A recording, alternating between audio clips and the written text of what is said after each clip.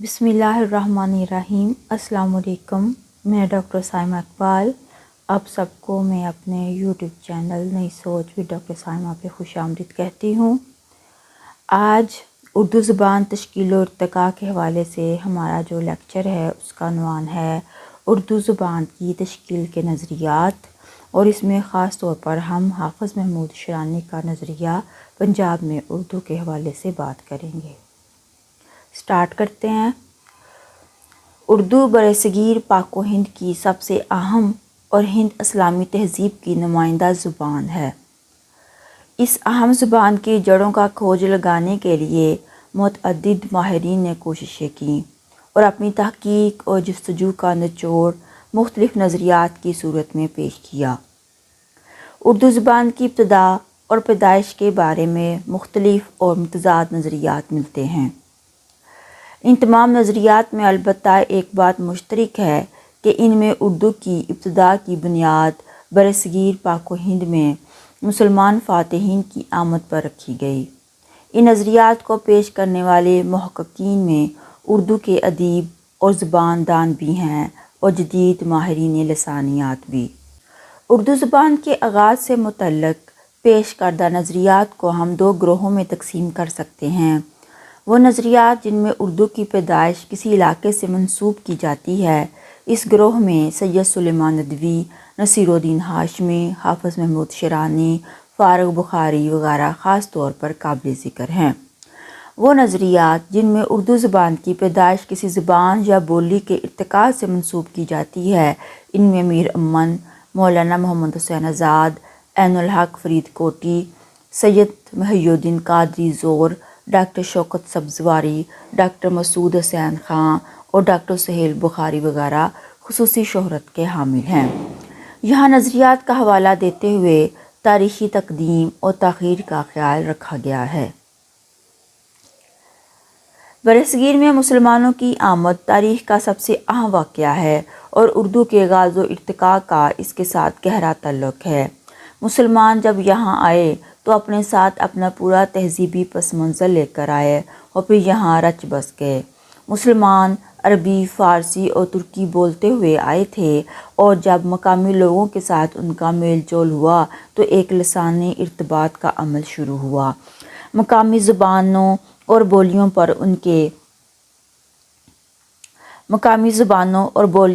उनकी ज़ुबानों का असर होना शुरू हुआ और बाहमी लसानी लेन देन के अमल का आगाज़ हुआ।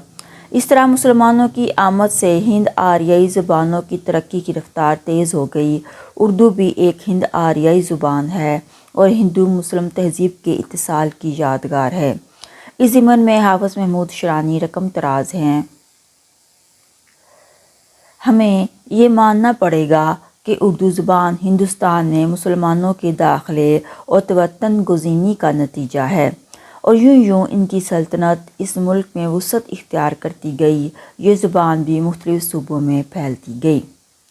डॉक्टर अबुल सदीकी कहते हैं, उर्दू हिंदुओं और मुसलमानों के मेल मिलाप, आवेज़िश और रब्तो इत्तिबात का नतीजा है। उर्दू ऐसी ज़ुबान नहीं जिसे मुसलमान अपने साथ अरब, ईरान, अफ़ग़ानिस्तान या तुर्कस्तान से लाए हों। ना ये ऐसी ज़ुबान है जो यहाँ पहले से मौजूद थी और मुसलमानों ने अपनी अरबी, फ़ारसी या तुर्की छोड़कर इसे इख्तियार किया हो।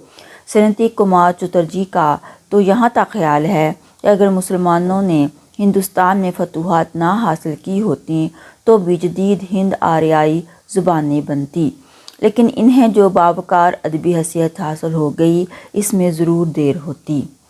इस तरह उर्दू के लिए ज़मीन हमवार हो गई जिसका रिश्ता बराह रास्त संस्कृत से नहीं बल्कि अभरनिश और बोलचाल की शोरसिनी प्राकृत से होता हुआ इस आरियाई माखज़ तक पहुँच जाता है जिसने खुद वैदिक संस्कृत और संस्कृत को जन्म दिया।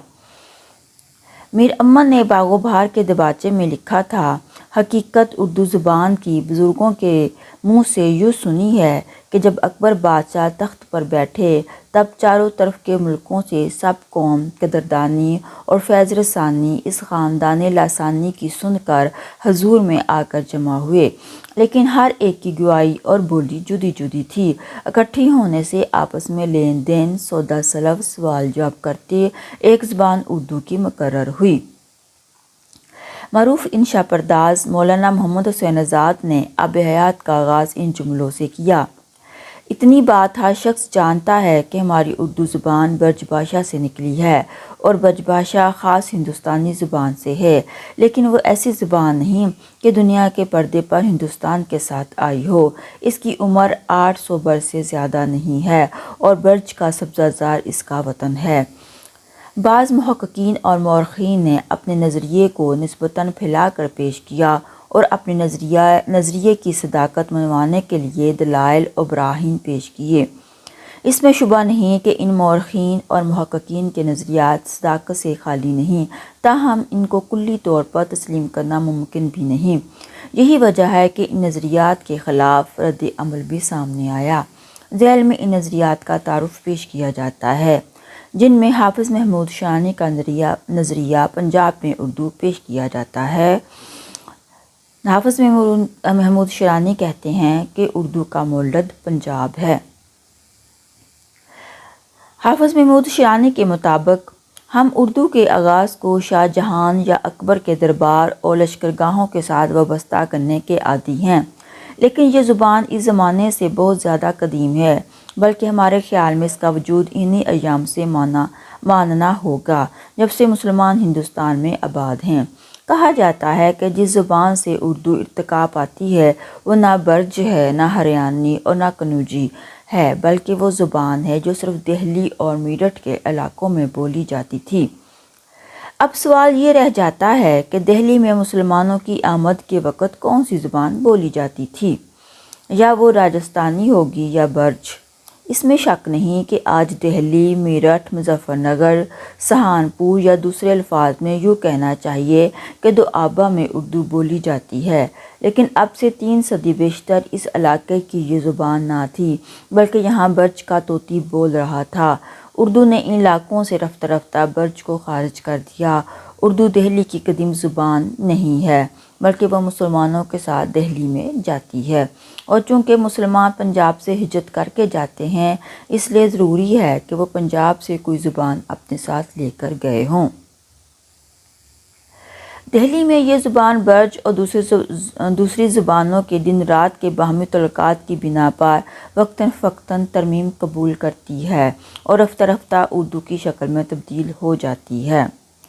شیرانی کے نظریے کا یہ خاکہ ہے۔ اس خاکے میں انہوں نے مزید رنگ بھرے۔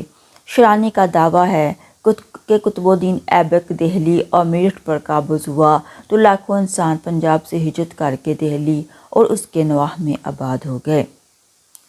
غیاث الدین تغلق بھی پنجابی لشکر کے ساتھ دہلی میں داخل ہوا۔ اس لشکر نے وہاں آباد ہو کر دہلوی زبان پر بے حد اثر ڈالا ہوگا۔ دہلی کے کوچہ بازار میں ہر طرف پنجابی بولنے والے نظر آتے ہوں گے۔ جس طرح نارمن فون کی فتح نے انگریزی زبان پر اثر ڈالا اور اس کی رفتار کو ہمیشہ کے لیے بدل دیا، اسی طرح دہلی کی زبان پر پنجابی اثر انداز ہوئے۔ خضر خان نے 60,000 پنجابی سواروں کے ساتھ دہلی پر قبضہ کیا۔ اس طرح دہلی زبان میں اپنی اصل کا تازہ خون دوڑا۔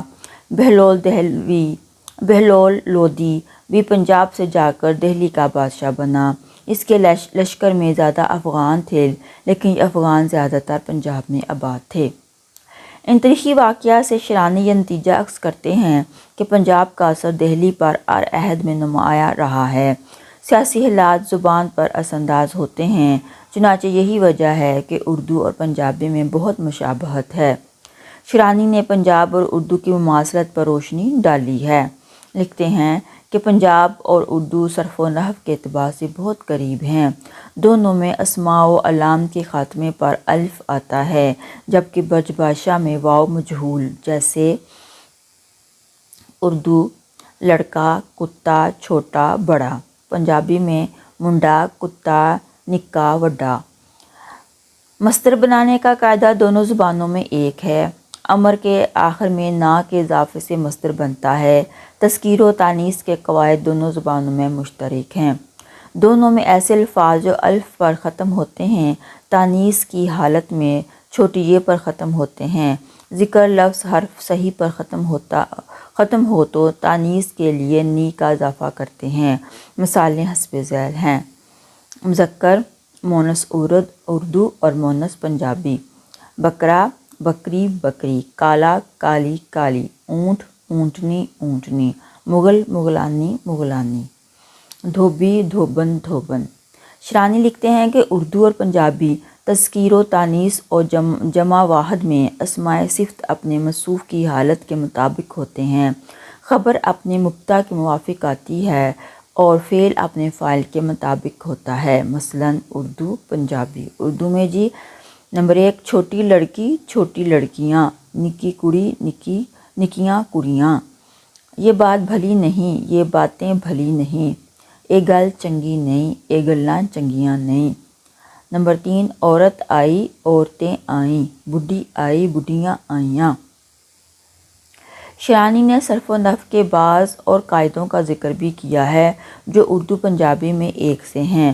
گویا قواعد جو کسی زبان کی ساخت کا بنیادی عنصر ہوتی ہے اردو اور پنجابی میں مشترک ہیں۔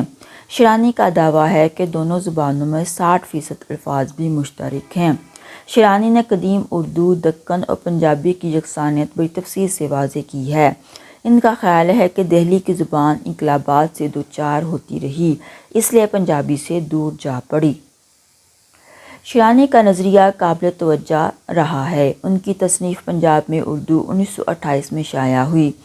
آزاد کے بعد شرانی کا نظریہ ایک دوسرے سنگ مل کی حیثیت رکھتا ہے۔ ڈاکٹر محی الدین قادری زور جیسے ماہر لسانیات اور پنڈت دیا کیفی جیسے اہل قلم اس نظریے کی حمایت کرتے ہیں۔ ڈاکٹر زور کی ہندوستانی لسانیات 1932 میں شائع ہوئی۔